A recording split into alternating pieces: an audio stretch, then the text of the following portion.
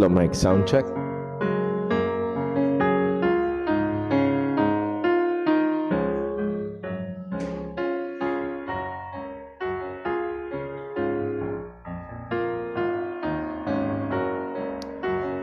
Sa magandang hapon po sa bawat isa. Tayo nagpapasalamat ho sa Panginoon sa napakagandang gawain kayo ng umaga at napuno ang ating harapan ng mga nanay, from youngest to the oldest mother. Tayo nagpapasalamat sa Diyos sa kagalakan at pagkakataon ho na yon. And tayo ho ay dadako sa ating pangalawang gawain. Pero bago tayo magsimula, ilang mga reminders. And as we have said, in 2 weeks, we'll be having our 13th year church anniversary that will be on May 28. So atin hong inaanyahan ng bawat isa at again, ine-encourage ang bawat isa na tayo ho ay mag-anyaya ng ating mga kaibigan, kamag-anak, kapitbahay.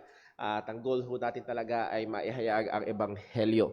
And that is morning service ho sa May 28 will be an evangelistic service. Talagang ginagamit natin yung okasyon para maipangaral ang Ebanghelyo. And then sa afternoon service natin, magkakaroon ng adjustment from 2 p.m. magiging 4 p.m. Para to give time para maghanda ang ibang mga nanay para ho sa ating potluck at para sa ating dinner fellowship. So 4 to 5:30 we will have dinner here at church at meron tayong mahabang time para ho sa atin hong evening fellowship. So pag-pray ho natin yon, paghandaan natin at pagplanuhan to be here at church, be involved. And also, May 28 po yun. May 27, Sabado, we'll have a church general clean-up. So kung kayo ho ay available or you can make yourself available on that day, be here at church at 9 a.m. Simula tayo na maaga at para matapos din tayo na maaga, hindi tayo abutin ng matinding init. Talagang lilinisin natin ang bawat sulok ho ng ating church to prepare for our anniversary. And pag-pray ho natin yung mga gawain na yun. And in relation to that, meron ho tayong dalawang uri ng invitation, a bookmark invitation. So, pwede nyo ipamigay sa mga kamag-anak nyo ho, nahandyan po yan. And then also, we have a card invitation. Ang pinaka-tema ho natin is Worthy of the Gospel, coming from the book of Philippians. At nawa ho, ay pag-pray natin ang gawain ho na ito, ipag-imbita natin. And then, samahan nyo na rin ng gospel track. Meron tayong original ho, yung ating gospel track. Ito ho ay kinumpos ho dito sa church in-house. And then in-house printed din ho. Mas matindi pa sa COVID. Ang COVID ay, less than 2% ang pinapatay. Ang kasalanan, 100% ang pinapatay. Mas matindi pa sa safeguard o sa alcohol. Yung alcohol, 99.9% lang. Ang kasalanan, 100%. At salamat sa Panginoon na kahit ganun katindi ang kasalanan, ay merong solusyon. And hindi tayo bakunado ng dugo ni Kristo. Nauso yun ng pandemya. But we are washed. Amen? We are washed, we are cleansed sa biyaya ho ng Panginoon. So please, take advantage of that. At salamat sa Panginoon. At ako'y very encouraged at challenged ng ating kapatid na si Brother Dave. Talagang nag-request siya, Brother Paul, pengin ng gospel track, babaunin ko sa ospital. Lahat ng mga encounter ko at kaya kong bigyan sa ospital, bibigyan ko. At salamat sa Diyos sa puso ng ating kapatid ho na ito. Okay, so that will be our announcements. Liban na lang kung meron akong nakakalimutan. Meron ba ako nakakalimutan? Wala. At ini-encourage ho natin ang ating mga kapatiran para sa ating ensemble. Hindi ito para sa adults lang. Hindi ito para sa ladies lang. Men and women, it's open. Or young people or married or adults, it's open. At ini-encourage ho natin ang kapatiran ho natin to be involved sa bagay ho na ito. Lord willing, this coming May 28, sila ho ay makaawit. At again, for schedules of practices, siguro magkakaroon na lang special practice yan ng May 27 pagkatapos maglinis dito sa church para ho handa pagdating sa May 28. Okay, so those take care of our announcements. Pag-pray ho natin at patuloy ho tayong magpanalanginan sa isa. Speaking of panalanginan sa isa't isa, pag-pray natin si Brother Dave. Kung meron siyang isang bagay na disappointed ay hindi natin siya makakasama sa anniversary, pero salamat sa Diyos sa pagtugon ng ating mga panalangin. Nakaschedule na ho yung kanyang general operation, brain operation, ang kanyang DBS. sa May 20. May 17 ay siya ho ay i-admit na. So tayo ho ay inaasahan ang bawat isa na mananalangin tayo para sa kanya. That's one of the best thing that we can do.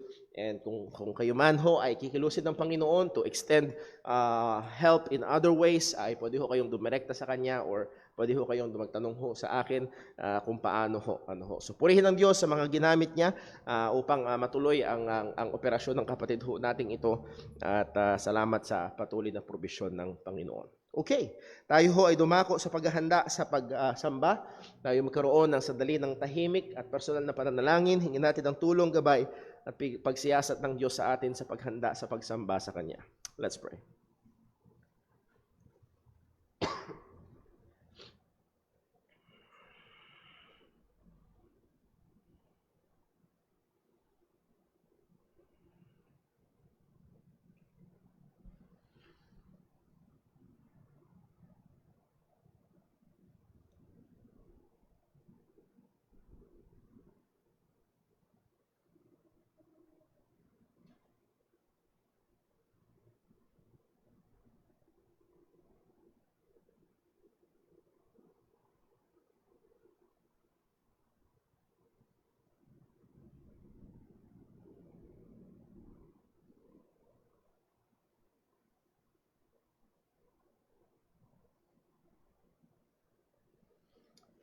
Manalangin po tayo.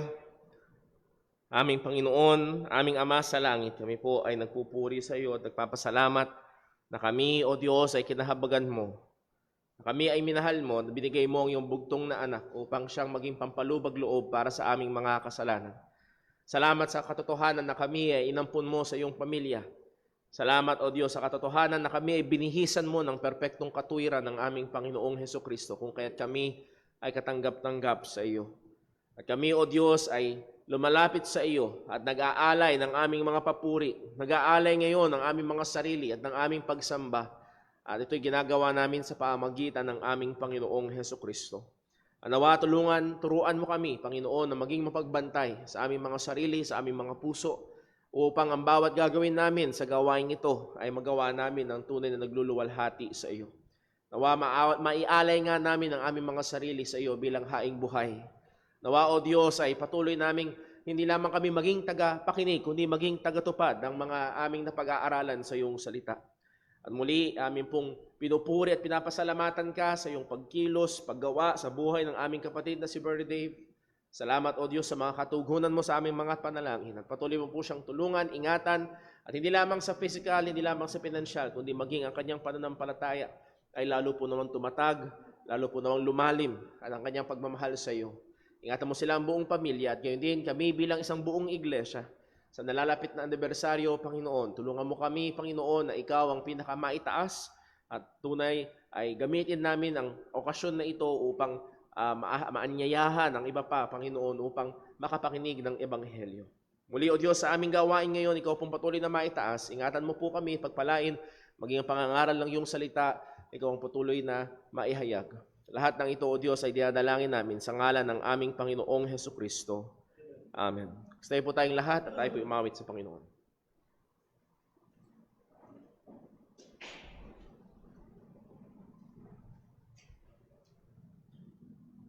Magandang hapon po sa ating lahat. Tayo po umawit sa Panginoon. Awitin po natin, His mercy is more.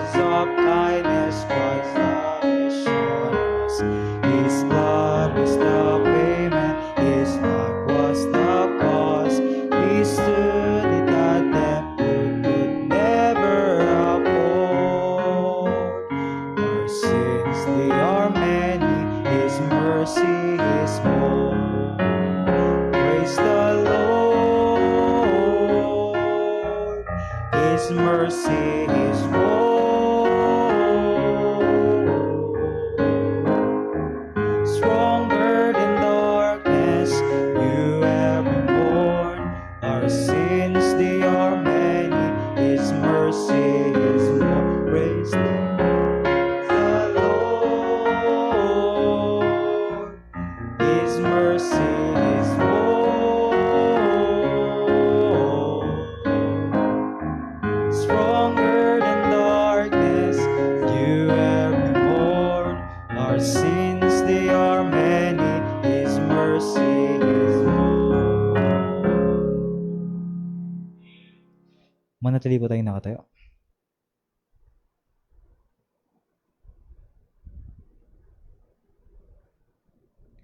Para po sa pagbasa ng salita ng Diyos, sabay-sabay po nating basahin mula sa Aklat ng Mga Awit, Kapitulo 119, talata 33 hanggang 40 po. Sabay-sabay po nating basahin, ready, read. Panginoon, ituro niyo sa akin ang inyong mga tuntunin, at habang nabubuhay ito'y aking susundin. Bigyan niyo ako ng pangunawa sa inyong kautusan, at ito'y buong puso kong susundin at iingatan. Pangunahan niyo ako sa aking pagsunod sa inyong mga utos, dahil ito ang aking kasiyahan. Bigyan niyo ako ng pagnanais na sundin ang inyong mga turo, at hindi ang pagnanais na yumaman. Ilalayo niyo ako sa pagnanais ng mga bagay na walang kabuluhan. Panatilihin niyo ang aking buhay ayon sa inyong pangako. Tuparin niyo ang inyong ipinangako sa akin ng inyong lingkod, na siyang mga ipinangako niyo sa mga may takot sa inyo. Alisin niyo ang mga kahihiyan na aking kinatatakutan, dahil mabuti ang inyong mga tuntunin. Gusto kong sundin ang inyong mga tuntunin, dahil kayo'y matuwid, panatilihin niyo akong buhay. Tayo po'y manalangin.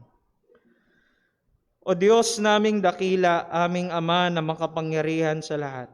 Una po sa lahat, O Diyos, kami po'y patuloy na nagpapasalamat at nagpupuri sa iyo, Lord, na kami po ngayong hapong ito ay pinagtipon mo sa iyong bahay-sambahan upang sambahin ka, purihin at dakilain ang iyong pangalan.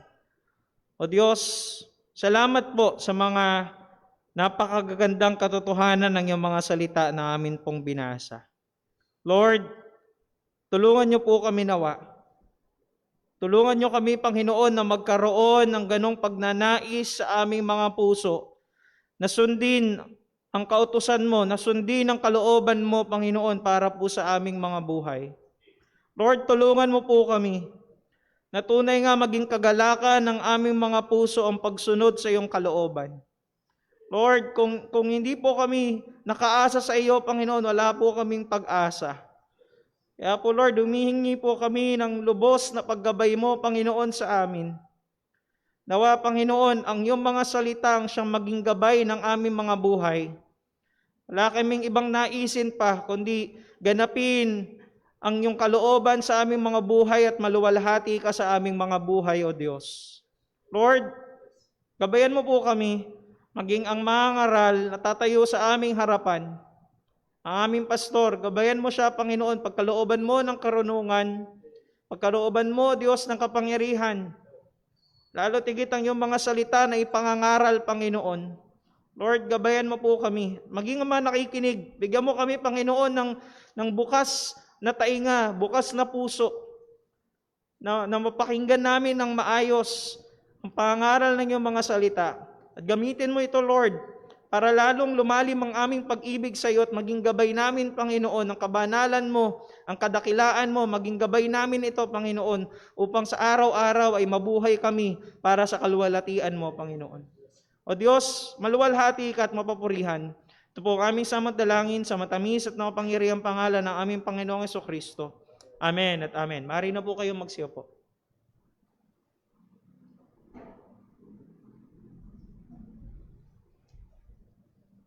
Muli po tayong mawit sa Panginoon. Awitin po natin, I will sing the wondrous story.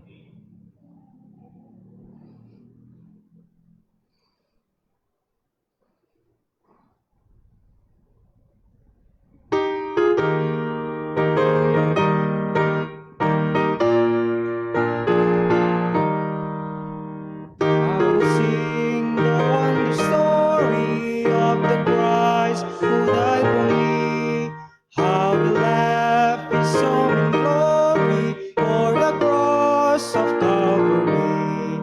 Yes, I'll sing the wondrous story of the Christ who died for me.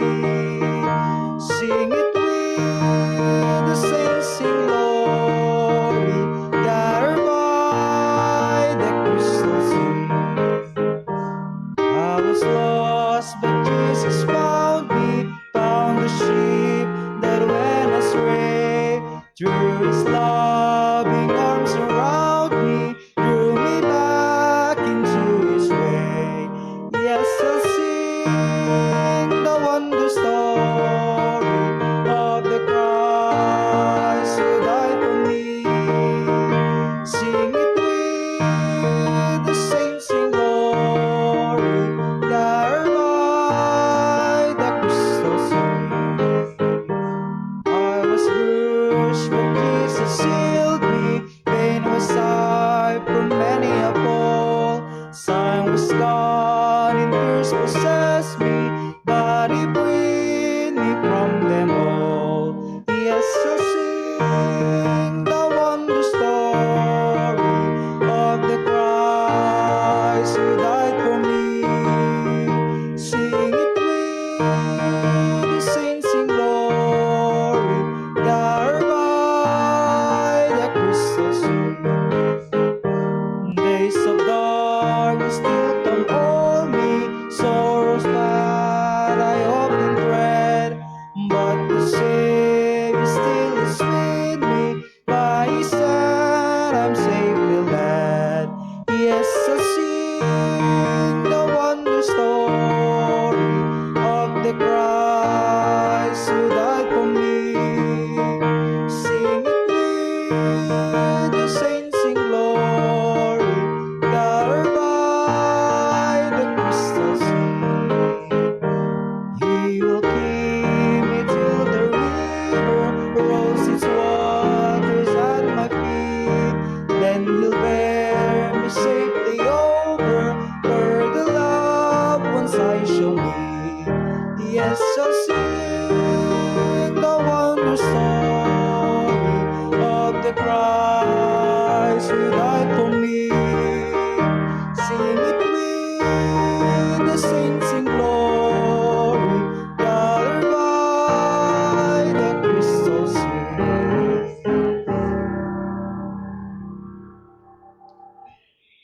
At tayo po yung magsitayong lahat para po sa ating pagkakaloob.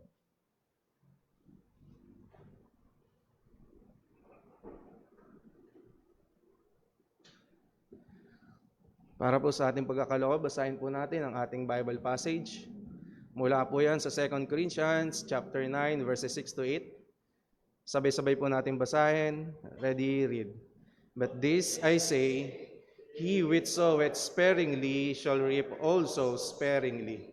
And he which soweth bountifully shall reap also bountifully. Every man according as he purposeth in his heart, so let him give, not grudgingly or of necessity, for God loveth a cheerful giver. And God is able to make all grace abound toward you, that ye, always having all sufficiency in all things, may abound to every good work. Manalangin po tayo. Ama naming Diyos, Diyos na makapangyarihan, Diyos na banal, Diyos na mapagmahal, Diyos na mahabagin, Diyos na tapat, Diyos na mapagbigay. Maraming salamat po sa inyo. Salamat, Panginoon, sa lahat, Panginoon, ng biyayang natatanggap namin. Lahat, Panginoon, na nangyayari sa amin ay dahil sa inyo, Panginoon. Maging sa kaligtasan, Panginoon, na hindi kami karapat-dapat. Kayo, Panginoon, ang unang nagbigay. Kayo ang nagbigay, Panginoon, ng mga ito. Bagamat di namin kayo, Panginoon, bilang makasalanan, di namin kayo inahanap. Ngunit kayo pa po, Panginoon, ang bumuhay sa amin, ang gumising sa amin, Panginoon, upang kami, Panginoon, ay makilala kayo, Panginoon. Salamat sa inyong pag-ibig, Panginoon. Salamat, Panginoon, sa inyong pagpapatawad. Salamat, Panginoon, sa inyong habag. Salamat, Panginoon, sa lahat. Sa lahat, Panginoon, ng mga bagay na meron kami ay dahil sa inyo, Panginoon. Sa oras na to, Panginoon, sa aming pagkakaloob, nawa, Panginoon, bigyan niyo pa rin po kami, Panginoon, ng puso, Panginoon. Puso na umiibig sa inyo, Panginoon. Puso, Panginoon, na umiibig maging sa gawain, Panginoon. Puso, Panginoon, na nakakaintindi, Panginoon, ng mga pangailangan, Panginoon, dito po sa aming gawain, Panginoon, para sa inyo. Nawa, Panginoon, bigyan niyo kami, Panginoon, na mapagbigay din, Panginoon, ng puso, Panginoon, na maintindihan namin ang lahat ng bagay, Panginoon, ay dahil sa inyo. At bilang pagpapasalamat, Panginoon, nawa, Panginoon, maging kaaya-aya sa inyong harapan, Panginoon, yung mga perang malilikom, at nawa, Panginoon, magamit po ito, lalo pa po, Panginoon, sa kakalagaan na, Panginoon, ng inyong ebanghelyo, Panginoon. Nawa, Panginoon, mas marami pa pong maabot, Panginoon, na kung inyong loloobin, Panginoon, na ang simbahan na to, Panginoon, inyong magamit, Panginoon, upang mas marami pa pong maabot, Panginoon, na makakilala po, Panginoon, sa inyo. Dalahin ko rin po, Panginoon, na tulungan niyo nga po, Panginoon, bawat isa sa aming pa po mga susunod, Panginoon, na serbisyo, Panginoon, o gawain sa aming serbisyo, Panginoon, sa aming pakikinig ng inyong mga salita. Nawa, Panginoon, bigyan niyo kami ng puso, Panginoon, Panginoon, na tenga, Panginoon, wisdom, Panginoon, knowledge, Panginoon, upang maintindihan at maisabuhay, Panginoon, ng aming mga mapapakinggan. Bigyan niyo rin po, Panginoon, kami ng isip, Panginoon, upang kilatisin, Panginoon, ang katotohanan, Panginoon, ng inyong gustong iparating po sa amin, Panginoon. Maging aming tagapagsalita, Panginoon, tulungan niyo nga po siya, Panginoon. Bigyan niyo, Panginoon, ng wisdom, Panginoon, ng knowledge, ng power, Panginoon, upang may pairating, Panginoon, inyong mga mensahe, ng malinaw, Panginoon, ng maayos, at ng katotohanan po, Panginoon, ninyo. Maraming salamat po sa inyo, Panginoon. Muli kami nagpupuri sa inyo, nagpapasalamat. Kayo, Panginoon, ng maluwalhati nawa. Ito aming dalangin sa tanging pangalan ng Panginoong Hesus. Amen.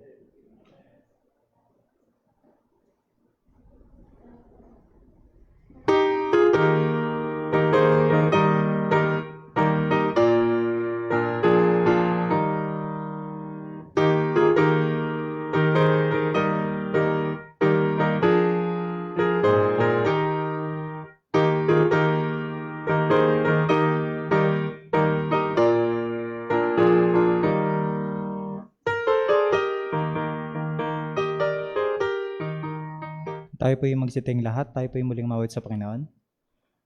Awitin po natin, all glory be to Christ.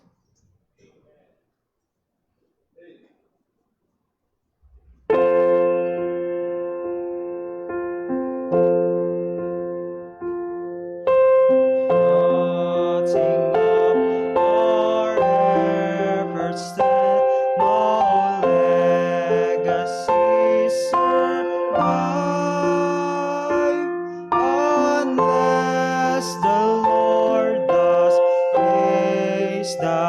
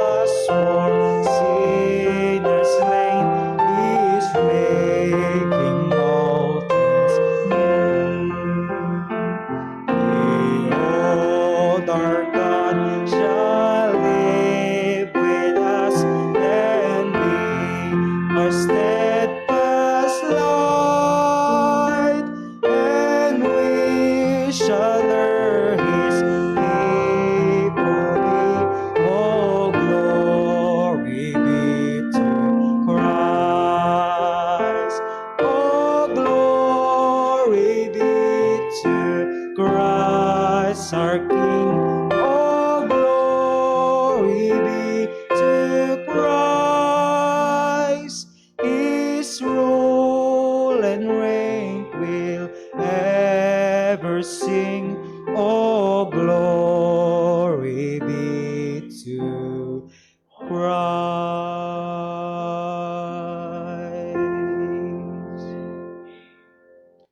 Magsipo pong lahat.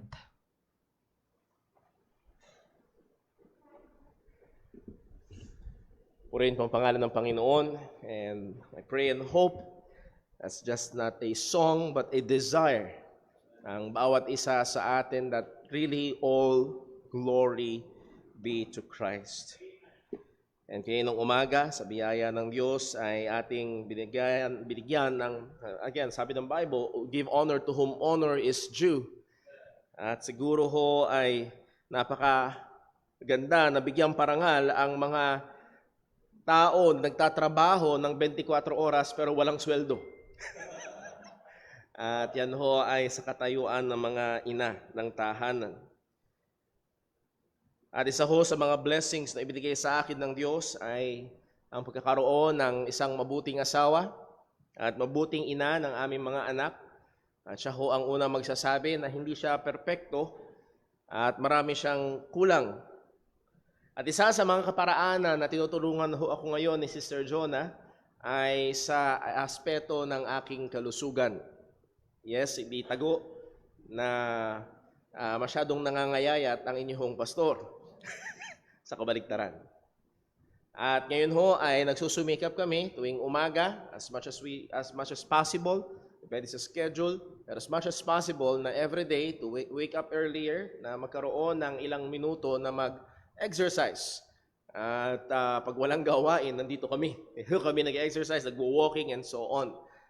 At kaya ako nasabi ho yun ay sapagkat kung bakit may kasabihan na mas madaling magdagdag ng timbang kaysa magbawas. Mas madaling kumain kaysa mag-diet. At lalo na kapag nagsimula kang mag-exercise at naramdaman mo yung sakit ng katawan. Ang hirap na pagbangon mo kinabukasan, at may sinubukan si Brother Paul nung Friday, yung jumping squat na minsan ko palang ginawa sa buhay ko.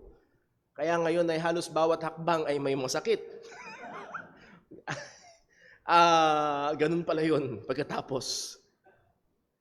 At maniwala ho kayo kinabukasan, ayoko. Hindi ko feel, hindi ko gusto, pero may mga pagkakataon na kailangan itulak natin yung ating mga sarili. Now, kaya ko sinabi ho yaan, kung sa disiplina para sa ating pisikal na kalusugan ay nararanasan natin ang ganong kalagayan, narito ang katotohanan. Maging sa disiplina natin sa ating mga spiritual na kalusugan, ay dumarating ang mga panahon na hindi natin feel at hindi natin gusto. Now, it might be self-serving, sapagkat isa, at as I have said nung Friday sa ating prayer meeting, sa confession, ay isa sa mga gawain na napapabayaan at kailangan nating hingi ng tawad sa Panginoon ay yung ating disiplina sa Kanyang salita. Not merely just reading, pero kasama doon yung studying and kasama doon yung meditating or meditation ng salita ng Panginoon. And to read, to study, and to meditate God's Word ay inutos ng Diyos sa atin at disiplina ng Kristiyano. Pamoso at pamilyar sa atin ang Psalm 1 verse 1, Blessed is the man who walketh not in the counsel of the ungodly, nor sitteth in the seat of scornful, nor standeth in the way of sinners, but his delight is in the law of the Lord, and in his law doth he meditate day and night. Andun ang consistent, andun ang regular meditation sa salita ng Panginoon. But as we have said, minsan hindi natin feel, minsan hindi natin type. At kung magiging honest tayo, actually, hindi minsan. Madalas, hindi natin feel. Madalas, hindi natin type sa iba't ibang mga kadahilanan. Maaaring pagod, maaaring puyat, maaaring busy. And sometimes, talagang mahirap. What do we do when we don't desire God's Word? Now, give honor to whom honor is due. Ang karamihan, hindi lahat, pero kalakihan ng pag-aaral ho na ito ay napakinabangan ko mula sa isang pastor na ang pangalan ay si John Piper. At hindi ho natin gagawin yung usual na exposition ng buong psalm na ating binasa, but it is more on a topical. We will go to different passages na kung saan hopefully sa biyaya ng Diyos ay maging tulong sa atin at maging agabay natin when nahandun tayo sa ganong pagkakataon. Alam kong kailangan ko ang salita ng Diyos, pero ayoko, hindi ko feel, tinatamad ako. Paano ito lalabanan? With that, muli ho tayong tumayo sa Psalm 119 verses 33 to 37 sapagkat narito ang 2 sa 6 na punto na ating pag-aaralan. Psalm 119 verses 33 to 37. Babasahin ko ho, pakisundan nyo sa inyong mga Biblia. Ito po ang sabi ng salita ng Panginoon. Teach me, O Lord, the way of thy statutes, and I shall keep it unto the end. Give me understanding, and I shall keep thy law. Yea, I shall observe it with my whole heart. Make me to go to the path of thy commandments, for therein do I delight. Incline my heart unto thy testimonies, and not to covetousness. Turn away my eyes from beholding vanity, and quicken thou me in thy way. Establish thy word unto thy servant, who is devoted to thy fear. Turn away my reproach, which I fear, for thy judgments are true. Behold, I have longed after thy precepts, quicken me in thy righteousness. Pagpalain po ng Diyos sa pagkabasa ng kanyang mga salita, tayo po ay manalangin. Ang naming Diyos, aming Ama sa langit, muli kami po ay humihingi ng iyong gabay, ng iyong tulong. Lord, sangayon sa iyong salita, iyong inaalala na kami nga ay gawa sa alikabok. At naroon ang kahinaan, ang karupukan. At narito, O Diyos, aming inaamin ang pangangailangan labis namin ng biyaya, ng habag, ng tulong, ng kalakasan nagmumula sa iyo. Sapagkat, Panginoon, sa isang pangunahin at maaari naming ituring na very basic at alam naming lahat na kailangan namin ay nandoon ang mga panghihina, pagpalya. O Panginoon, patawarin mo kami. Nawa, gamitin mo yung mga salita ngayon upang itama kami, upang turuan kami, upang ilagay kami at sa landas na kailangan naming lakaran. Lord, kagaya po ng sinabi at binasa namin na sinabi ng mga awit, cause us to walk according to thy law. Muli, ikaw pong patuloy na maitaas. Dalangin namin ito sa ngalan ng aming Panginoong Hesukristo. Amen. Maaari na pong magsiupo ang lahat. Well, ito ang mensahe natin ngayong hapon. We as believers do still struggle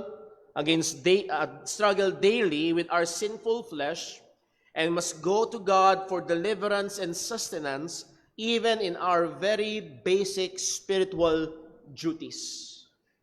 Tayo bilang mga mananampalataya ay patuloy na nakikipaglaban araw-araw sa ating mga kasalanan na katahan sa ating laman. At kinakailangan na tayo tumungo sa Panginoon sa pagliligtas at pagbibigay sustento maging sa ating mga pinaka-basic o pangunahing spiritual na gawain. Now, as I've said, hindi ho natin go na expound ang buong psalm na ito, portion ng psalm na ito na ating binasa. But let me just give some wonderful backgrounds about this psalm, Psalm 119. Maliban sa pinakamahabang awit sa Biblia, actually mali na sabihin pinakamahabang chapter, kasi ang ibig sabihin ng chapter ay division at ang psalm ay wala namang division. It's just a new song. Parang sa songbook, hindi siya chapter kung hindi song number 48, song number 59, Psalm 119, the 119th Psalm. So just being technically correct. Now, isa sa napakaganda na patungkol sa awit ho na ito na nawala sa atin sa salin ng Biblia. At dito ho lalagpak yung paniniwala ng iba na so much so ang King James Version na halos higit pa daw sa Hebrew Greek Aramaic version, merong dito na nawala sa atin. Ang genius ng Psalm 119, kung makikita niyo ho, simulan natin sa verse 1. Halimbawa, kung titingnan natin, sa verse number 1, nagsisimula ito sa Aleph, verses 1 to 8. Everything starts with Aleph, verses 9 to verse number 16, nagsisimula sa Beth. Verses 17 hanggang verse number 24 ay nagsisimula sa Gimel. These are the Hebrew alphabets. At bawat simula ng mga verses na ito starts with that Hebrew alphabet. Kumbaga sa panahon natin ngayon, verses 1 to 8, lahat simula sa letter A. Verses 9 to 16, lahat simula sa letter B. Madaling tandaan, it aids the memory. And again, the Bible being translated to a different language, nawala ito sa atin. So again, dito pa lang makikita na hindi pwedeng maging superior ang translation. Though, na-keep yung katotohanan, nandito yung katotohanan. Pero again, under the inspiration of the Holy Ghost, nandoon yung tulong na hindi existing sa translation na meron tayo at imposible because of translation. Now, ang punto, isa sa mga makikita nating katangian ng Psalm 119, and it is all about the Word of God.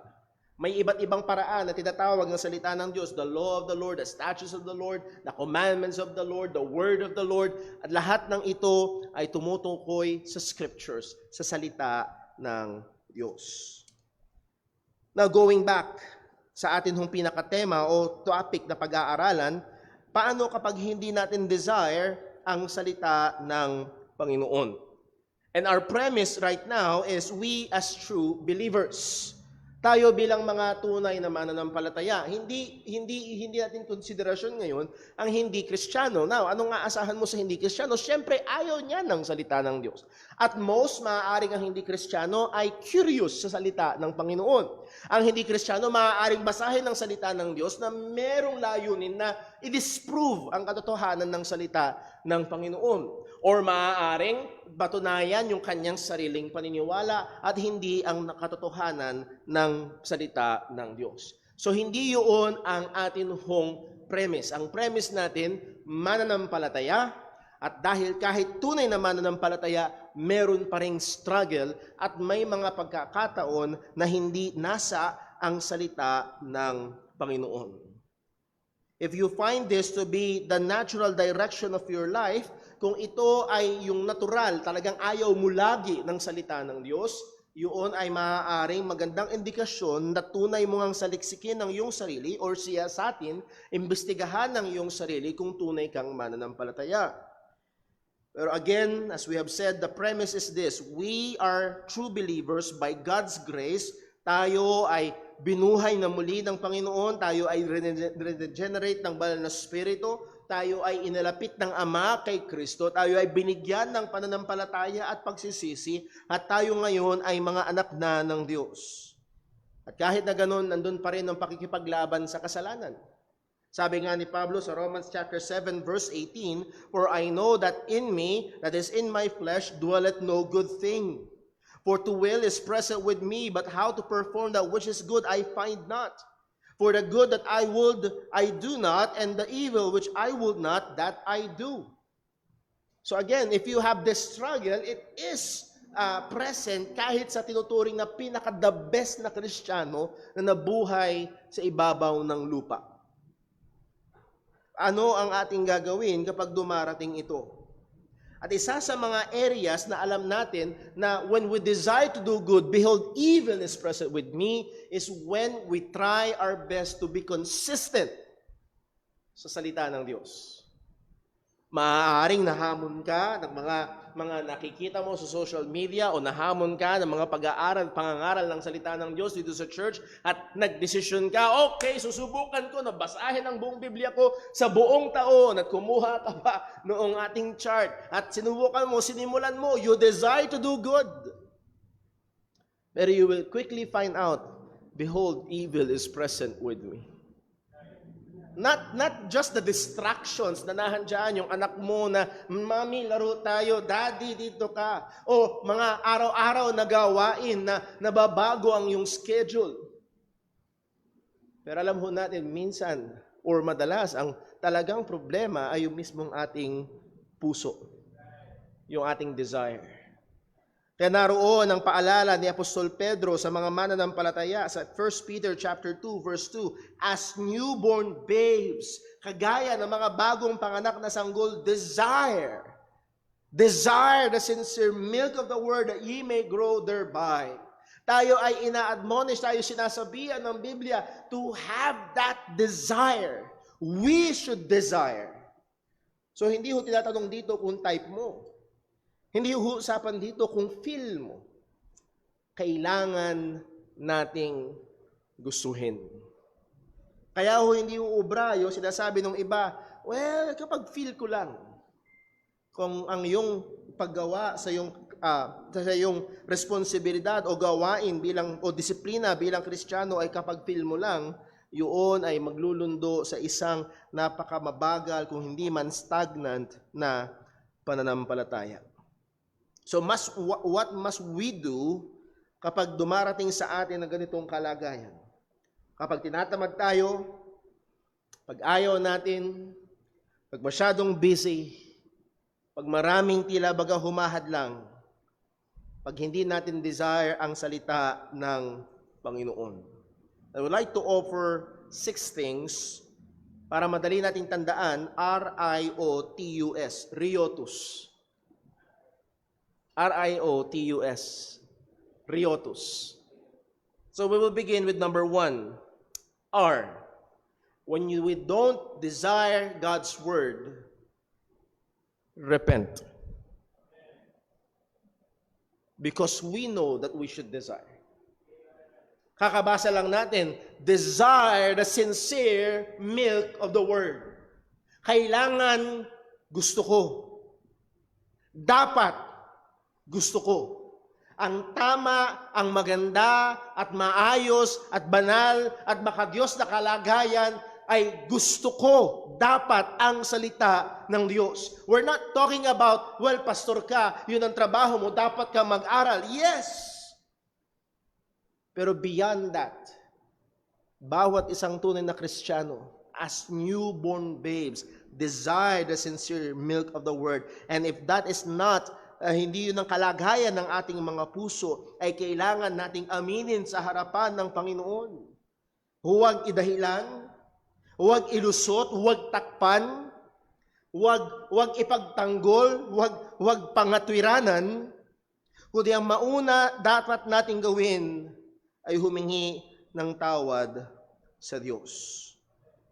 To repent means to have a change of mind and a change of heart that will lead to a change of action. Magkakaroon ng pagbabago sa isip, pagbabago sa puso, at nagdudulot ito ng pagbabago ng aksyon. I-confess natin sa Panginoon ang kakulangan natin ng pag-ibig sa Kanyang salita, ng desire sa Kanyang salita, ng consistency sa Kanyang salita. At tayo ay mag-agree sa Diyos, Lord, oo, tama ang iyong salita, I should desire, but right now I do not, therefore ako ang mali. Ako ang mali. Sa akin may kulang.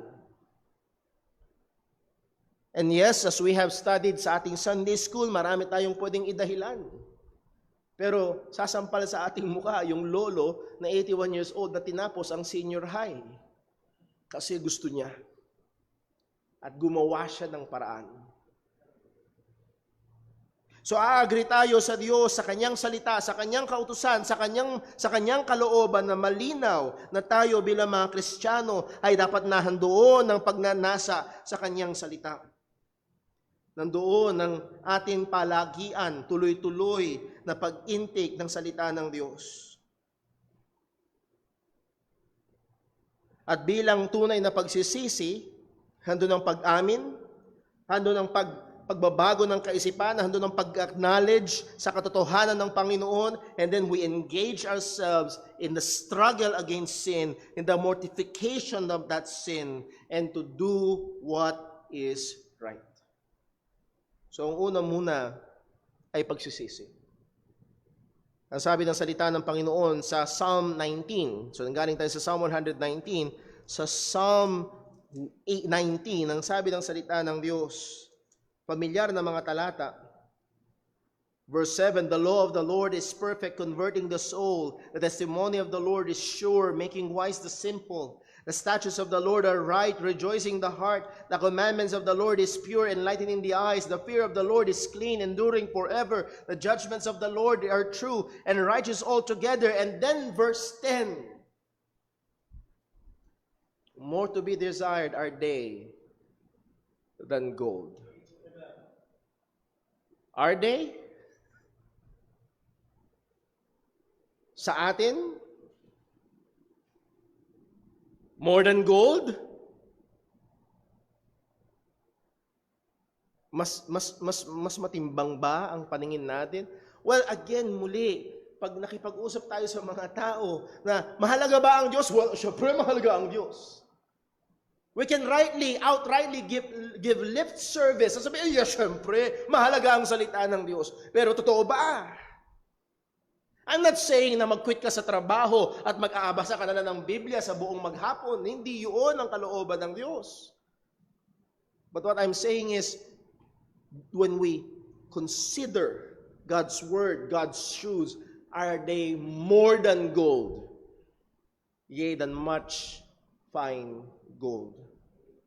Sweeter also than honey and the honeycomb. Andun yung, kung meron kang sweet tooth, ano yung sweet tooth? Gusto mo lagi ang matamis. At noong unang panahon, wala pang chocolates, wala pang Cadbury, wala pang Ferrero. No, wala pang Toblerone. Ang meron pa lang noon ay pulot pukyutan. At anihin mo man ang pinaka-concentrated, pinaka-puro, at pinaka-maganda, at pinaka-masarap na honey, mas matamis pa rin ng salita ng Diyos. Now, kung hindi ito ganito sa atin, what's the first letter? R. Repent. O tulungan nawa tayo ng Panginoon na magkaroon ng mga mata na nakikita nga na mas higit pa sa ginto, na magkaroon ng mga dila na nalalasahan nga na mas matamis pa sa pulot ang salita ng Diyos para sa atin. Pag nagbasa ho tayo, and I would like to encourage you to read Christian biographies. Hindi ko maalala eksakto kung sino. Gusto ko sabihin si Adoniram Judson na merong, I might be wrong, na merong pagkakataon na habang naglalayag ang misyonaryo na ito, and again, these are in the 1800s, hindi pa super ferry. Wala na itong super ferry ngayon. Hindi pa magagandang barko ang sinasakyan. Pero naaalala daw ng mga anak nila kung paano yung tatay nila, magigising sila 2:00 ng madaling araw, nagtataklob ng kumot, may maliit na kandila o gasera, at nahandun yung tatay nila, nagbabasa ng salita ng Diyos. I'm not saying na gumising ka ng 2:00 ng madaling araw. Pero that desire, kung wala, repent. Number 2, let's go back to Psalm 119, verse 36. R, repent. I, incline. Incline.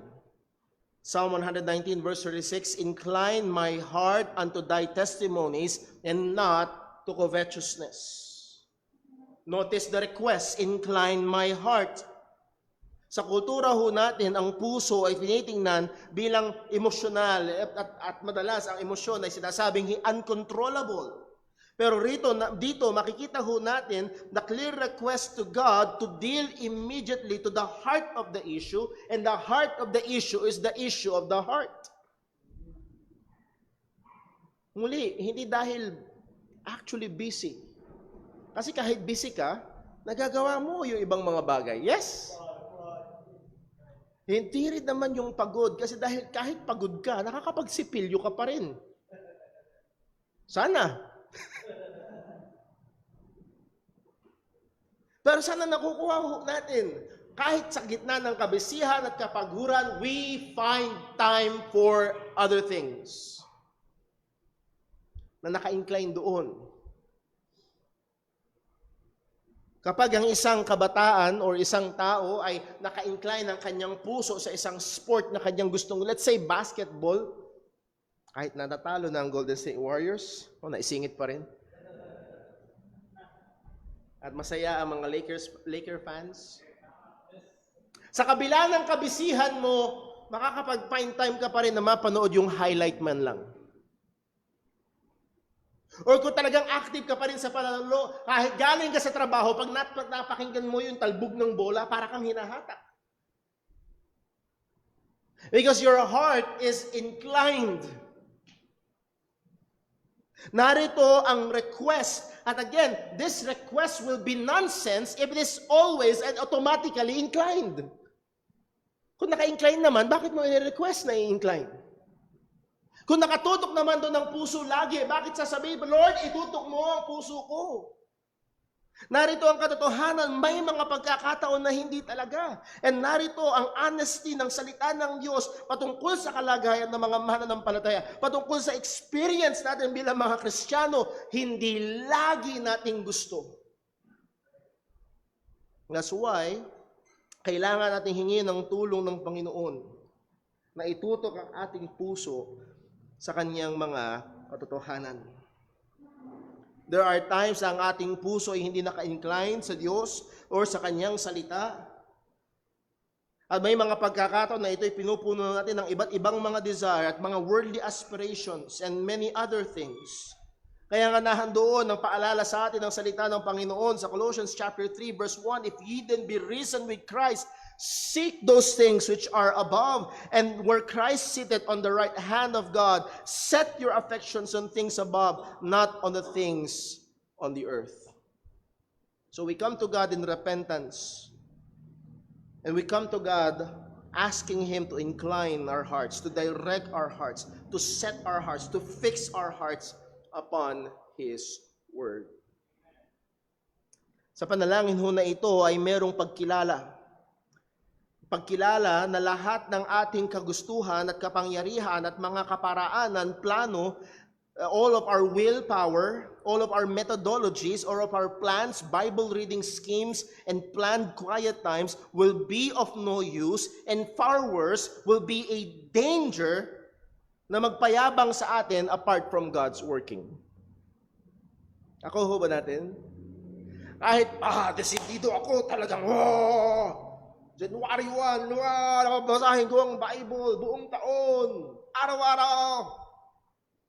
At talagang nakapaskil pa, nilagay mo sa isang malaking Manila paper, yung plano mo ng Bible reading every day, gumamit ka ng app, and all of that is well and good. Pero hiwalay sa biyaya ng Diyos. All of that actually will be very dangerous. Dahil hiwalay sa biyaya ng Diyos, ginagawa mo ito sa kapangyarihan ng laman. At kung sa kapangyarihan ng laman, guess what? Magiging tungtungan ito para sa kayabangan. Kita mo yung Bible reading schedule ko? Walang palya. Good Christian ito. Galing ko.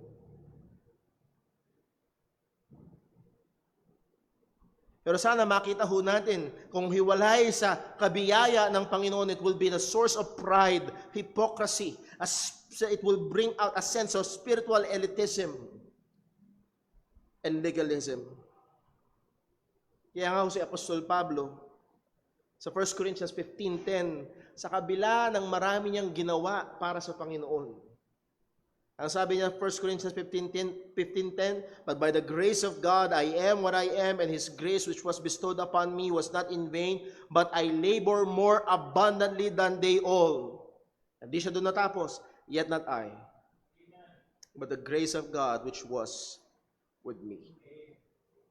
Ang kita ko natin dito ng biyaya ng Diyos is a very, very great pride crusher.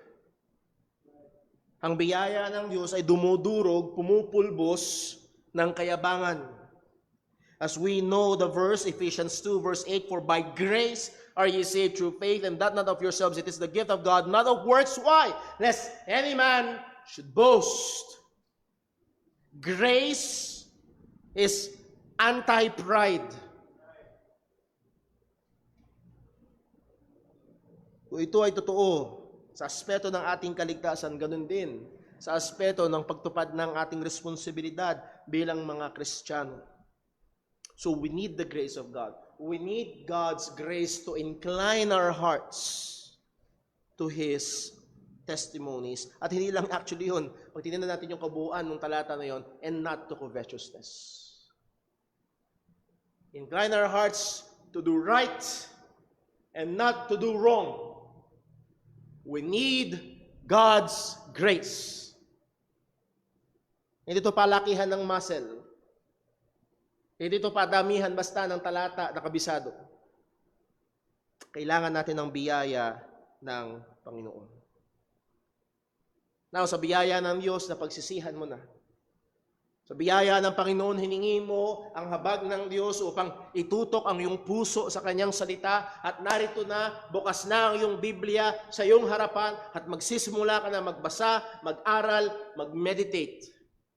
So letter R, letter I, letter O, Rio. Sa Psalm 119 verse 18. A psalm na madalas nating kinukot. Psalm 119 verse 18. Anong sabi? Open thou mine eyes, that I may behold wondrous things out of thy law. Buksan mo ang aking mga mata upang makita ko ang mga dakilang mga bagay mula sa iyong kautusan. One of the things that made the Bible very special is the fact that it's not a mere book. Hindi lamang basta libro ang Biblia. Pwede mong basta buksan at basahin ang mathematic books, ang science books, ang historical books, and then alam mo na yung nilalaman nito. Pero pagdating sa salita ng Panginoon, it's not just a book, it is a spiritual book. At kailangan ng spiritual na tulong ng Diyos upang ating maunawaan, at hindi lang basta maunawaan cognitively, kundi maunawaan experientially ang mga katotohanan ng Panginoon. Tayo bilang mga mananampalataya ay nasa flesh pa rin, nandito pa rin sa laman, and we must entirely rely upon the enlightening work of God through the Holy Spirit to continually open our eyes to behold and to understand and to live out the Word of God. Yes, alam natin na mga hindi mananampalataya ay hindi nila magigets ang katotohanan. It doesn't mean na hindi nila kayang i-explain. Kahit hindi Kristiyano, maaaring i-explain nila ang doktrina ng justification. Maaaring kaya nilang i-explain ang mga nangyari sa ating Panginoong Hesukristo. Maaaring meron pa silang better na pagkakasalansan ng kanilang eschatology kaysa sa atin. Pero hindi sila Kristiyano. It doesn't mean na para bang, halimbawa, sinabi ni Pablo sa 1 Corinthians chapter 2. 1 Corinthians chapter 2, ang sabi ng salita ng Panginoon. Verse 14, but the natural man receiveth not the things of the Spirit of God, for they are foolishness unto him, neither can he know them, because they are spiritually discerned. It doesn't mean na pag binuksan ng hindi Kristiyano ang Biblia, para itong nagiging jigsaw puzzle sa kanyang mga mata. Ano daw? Kaya nilang unawain cognitively. Pero di nila kayang unawain spiritually. Kapag binasa nila ang salita ng Diyos para sa to, kalokohan to. Naiintindihan nila, pero kalokohan para sa kanila. Hindi nila maunawaan yung katotohanan at ayaw nilang tanggapin yung katotohanan. It takes the work of the Spirit of God. Now, sa biyaya ng Panginoon, tayo ay ligtas na. Tayo ay pinanganak ng muli ng banal na Espiritu. At tayo, mga mananampalataya, tinatahanan ng banal na Espiritu ng Panginoon. Narito pa rin ang ating patuloy na pangangailangan sa biyaya ng Diyos upang tayo ay tulungan maging sa ating pag-aaral, pagbubulay ng Kanyang salita. So, hindi ibig sabihin kung graduate ka ng Harvard, advantage ka na agad. Kailangan ng tulong ng Panginoon. Kaya nga ho, ganun na lamang ang panalangin ni Apostol Pablo para sa mga mananampalataya. Sa Ephesians chapter 1 verse 15, ang sabi ni Pablo ho ay ito, wherefore I also, after I heard of your faith in the Lord Jesus and love unto all the saints, verse 16, cease not to give thanks for you, making mention of you in my prayers, that the God of our Lord Jesus Christ, the Father of glory, may give unto you the spirit of wisdom and revelation in the knowledge of Him. And again, this is Paul talking to the believers. They are already believers, children of God, adopted in the family of God, sealed by the Holy Spirit. Pero pinapanalangin pa rin ni Apostol Pablo na nabigyan sila ng Diyos ng espiritu ng karunungan at pagkahayag ng kanyang kaalaman o katotohanan patungkol sa Kanya. Verse 18, the eyes of your understanding being enlightened. And that word enlighten meaning to give light. May mga bagay, siguro para magkaroon tayo ng image, alam niyo yung laging ginagamit sa mga cartoons na pag may ng idea, para may bumbilya na bumubukas. Ting! May liwanag. And ngayon, nauunawaan niyo na. Kailangan natin ng tulong ng Diyos at kagaya ng panalangin ni Apostol Pablo na buksan ng Diyos ang pagkaunawa natin o yung pagkaunawa natin ay bigyang liwanag ng Panginoon. Bakit daw? That ye may know what is the hope of His calling and what are the riches of His glory and of His inheritance in the saints. And you can go through the whole Bible, read the whole Bible throughout the year. At maaari may mga makuha kang mga detalye, pero manatiling madilim ang mga bagay-bagay. It takes the work and the grace of God. Open down mine eyes, that I may behold wondrous things out of thy law. Gusto ko rin ding i-point out ang katotohanan, yes, tayo ay kinakailangan tumiwala sa Panginoon, pero nandun din yung human part, that I may behold, para aking makita. Nandun yung effort para makita. Nandun yung effort para mag-aral. Hence, yung ating pag-aaral sa Sunday School. Para maayos na i-handle ang salita ng Panginoon. Repent, incline, open. Number 4, teach. Teach. Sa Psalm 86 verse 11, pupuntahan natin sa Psalm 86 verse number 11. Ang sabi ho ng salita ng Panginoon na ito, Psalm 86:11, teach me thy way, O Lord, I will walk in thy truth, unite my heart to fear thy name. Teach me thy way. Connected sa previous point, may mga pagkakataon, kailangan natin ng pagkilos ng Diyos para buksan ang ating mga mata. At tayo ay dumarating minsan sa mga pagkakataon na yes, gusto natin gawin ang kalooban ng Panginoon, pero may mga sitwasyon na nalilito tayo kung alin ang kalooban ng Diyos. Tama? Anong career ang ipupursue at makakaluwalhati sa Diyos? Alin ang course na kukunin? Aling trabaho ang a-applyan o aling trabaho ang papasukan? Saang lugar pupunta? Aling sasakyan ang bibilhin? Alin ba ang makakaluwalhati sa Diyos? Sino sa mga manliligaw mo ang iyong sasagutin? Sa dami nila. At dito nangangailangan tayo ng pagtuturo ng Panginoon. Teach me thy way. Lord, yung daan mo. Lord, yung kalooban mo. Lord, teach me thy way, that I will walk in thy truth. May mga pagkakataon na kailangan natin ng pagtuturo ng Diyos at sa iba't ibang kaparaanan, tinuturuan tayo ng Panginoon. It may be sa kaparaanan ng mga kahirapan na ating pinagdadaanan. Sabi ng Psalm 119 verse 71, it is good for me that I was afflicted, that I might learn your statutes.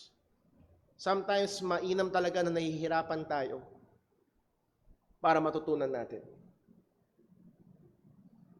Sa Psalm 119, verse 105, your word is a lamp unto my feet and a light unto my path. Nagbibigay liwanag para makita mo nasaan yung hukay, nasaan yung panganib, para malakaran mo ng tama ang sang-ayon sa kalooban ng Diyos. Teach me thy way. R-I-O-T, riot. And then the next letter is letter U. Unite my heart. Unite my heart. Again, sa Psalm 86 verse 11, teach me thy way, O Lord, I will walk in thy truth. Unite my heart to fear thy name. There are many times na tayo nananalangin at nakabukas ang ating Biblia at ang ating mga isip at ang ating puso ay talagang restless. Maaaring maraming mga bagay at mga bagay-bagay na umaagaw ng ating atensyon at kailangan natin ng tulong ng Diyos upang pahupain ang ating pagkabagabag. Unite my heart to fear thy name. Sabi ni Adam Clarke sa kanyang commentary, join all the purposes, resolutions, and affections of my heart together to fear and glorify thy name. Lord, lahat ng nasa ko, lahat ng gusto ko, pagkaisahin mo at ang maging lundo ay maluwalhati ka. Again, sabi ni Adam Clarke, a divided heart is a great curse. Scattered affections are a miserable plague. When the heart is not at unity with itself, the work of religion or spiritual work cannot go on. Napakahirap kumilos kapag hindi magkaisa. Doon ang pita ng laman, the lust of the flesh, the lust of the eyes, and the pride of life ay constantly humahatak sa atin. Ang mundo ay constantly nagliliglig sa atin. Ang kaaway ay constantly sinusubukang tayo ay dayain. Lord, unite my heart to fear, to give glory, to be in great awe, to worship your name. Pagkaisahin mo ang aking puso. Sana ito yung ating awit. Pagkaisahin mo ang aking puso, huwag nating awitin sana dalawa ang puso ko. Isa sa Panginoon, isa sa sanglibutan, o hindi maaari. Pagkaisahin mo ang aking puso. And lastly, second to the last, lastly, number 6, letter S, satisfy. Satisfy. Sa Psalm 90 verse 14, dito tayo matatapos. Psalm 90 verse number 14. Ang sabi ay ito, O satisfy us early with thy mercy, that we may rejoice and be glad all our days. Satisfy. Yes, this may pertain sa ating mga physical na pangangailangan. Lord, satisfy our needs, satisfy our physical needs. At tunay sa kabutihan ng Diyos, He satisfies the need of His scriptures. Pero alam ho natin na hindi lamang physical o material ang ating pangangailangan. Kundi actually, isa sa mga pangunahin nating pangangailangan ay ang ating spiritual na pangangailangan. This assumes na merong pangangailangan. This assumes na merong gutom. This assumes na merong thirst. Maaaring subukan ng tao, and sometimes maging ng mga mananampalataya, maaaring subukan nila na kumuha ng satisfaction mula sa ibang mga bagay, sa sex, sa money, sa fame, sa power, sa entertainment. Sabi nga ho ni John Piper, sometimes we entertain ourselves to death. At maaaring subukan nyo na ho yun. Nakakailang lipat ka na ng telebisyon pero wala. Nakakailang install ka na ng laro sa cellphone mo pero wala. Nakakailang lugar ka na ng pinupuntahan pero wala. You're restless, unsatisfied, uhaw, gutom, kulang. At kung tayo ay mga mananampalataya, masusumpungan natin na magiging totoo, hindi magiging totoo, kundi totoo ang sinabi ni Solomon sa Ecclesiastes chapter 2 verse 11. Ang sabi ng pinakamarunong na tao na nabuhay sa Ecclesiastes 2:11, then I considered all that my hands had done and the toil I had expended in doing it, and behold, all was vanity and a striving after wind, and there was nothing to be gained under the lahat ng pinagpaguran ko, lahat ng pinaglaanan ko ng lakas, para akong humahabol ng hangin. Nasubukan nyo na i-grab ang hangin? Ano nakuha mo? With all your effort, wala. Vanity. At ang katotohanan, at maganda yung qualification na nilagay diyan ni Solomon, ang sabi niya, everything is vanity, nothing to be gained under the sun. Kasi sa ilalim ng araw, lahat, it's either iiwan mo o iiwan ka. Yun lang. Tama? Lahat, it's either iiwan mo o iiwan ka under the sun.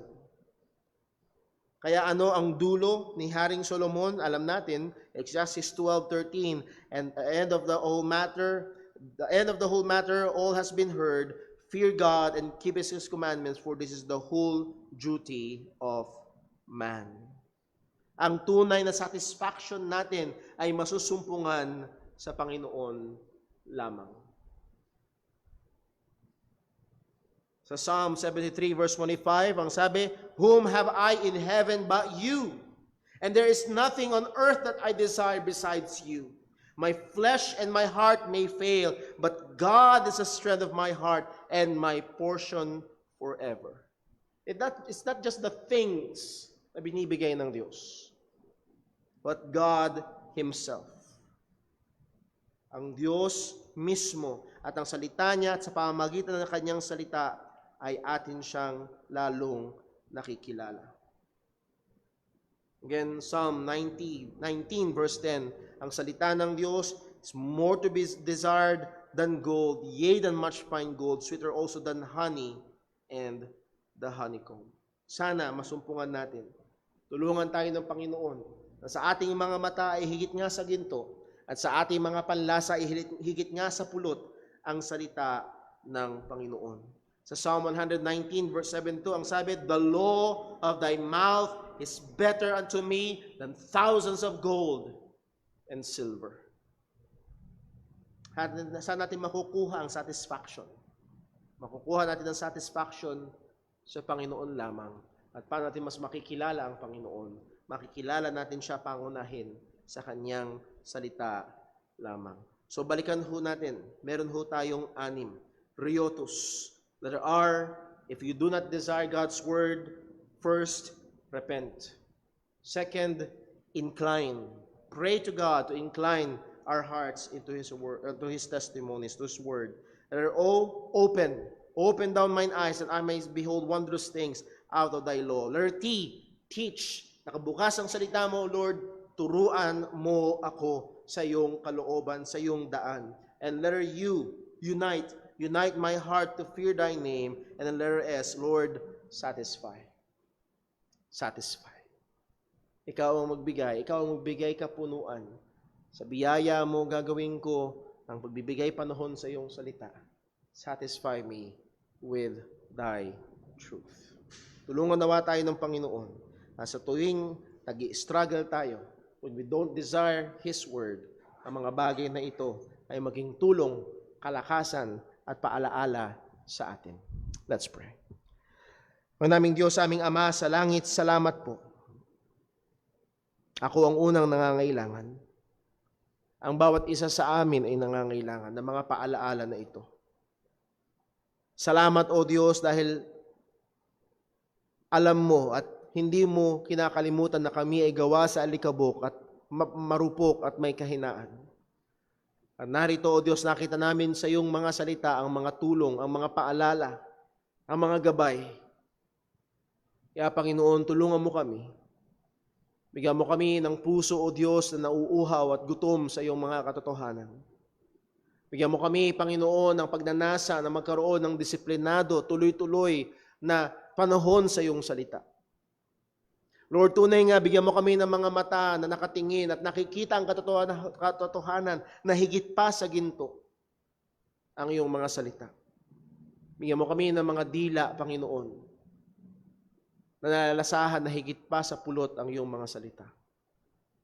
O Panginoon, buksan mo ang aming mga mata. Tulungan mo kami Ituro mo sa amin ang iyong mga kadaan, ang iyong mga landas. Pagkaisahin mo ang aming puso upang magkaroon ng pagkatakot sa iyo. At Panginoon, sa biyaya mo, sa aming pagsusumikap na engage ang aming mga sarili sa disiplina ng pagbibigay panahon sa iyong salita, Lord, satisfy us. Ituro mo sa amin ang iyong kalooban. Bigyan mo kami ng kagalakan at kabusugan na nanggagaling sa iyo. At lahat ng ito, Panginoon, ay sayo namin hinihiling sa ngalan ng aming Panginoong Hesukristo. Amen. Magstayo po tayong lahat. Dawitin natin ating pangwakas na awit.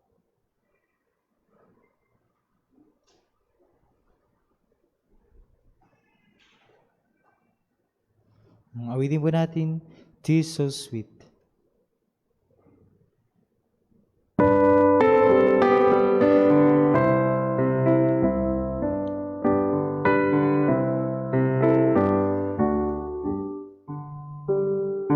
"'Tis so sweet to trust in Jesus, just to take Him at His word, just to rest upon His promise, just to know the say the Lord. Jesus, Jesus, how I trust Him, how I prove Him more and more. Jesus, Jesus, precious Jesus, oh, for grace to trust Him more. So glad I learned to trust Thee, precious Savior, friend, and I know that Thou art with me, will be with me to the end. Jesus, Jesus, how I trust You, how I prove You more and more.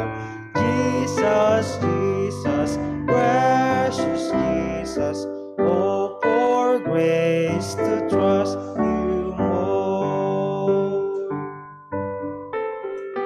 Praise po ang pangalan ng Panginoon. Salamat po sa bawat isang naririto, maging sa ating nakasama online. Muli po, salamat sa Diyos sa kanyang patuloy na biyaya at nawa patuloy tayong tulungan ng Panginoon na magbigay panahon sa kanyang salita. With that, nawa ang ating mga napag-aralan sa buong araw na ito ay patuloy nating pagbulayan. Patuloy ho na ito'y gumabay sa atin sa pang-araw-araw nating mga buhay bilang mga mananampalataya. Sa naman tayo tinawag ng Diyos, patuloy tayong magsumikap na gawin ito ng buong sikap para sa kapurihan niya. At patuloy tayong maging instrumento ng ebanghelyo ng ating Panginoong Jesucristo. Sa ating paghiwa-hiwalay, mga kapatid, nawa ang pag-ibig ng ating Ama, ang biyaya ng ating Panginoong Jesus, at ang kapangyarihan ng Banal na Espiritu sa mabawat isa sa atin. Ano man ang ating gagawin natin para sa kapurihan ng kanyang pangalan. God bless po. Magandang hapon. We're now dismissed. Muli ho, reminder, may mga invitations ho tayo for our anniversary. May mga tracts po tayo dyan.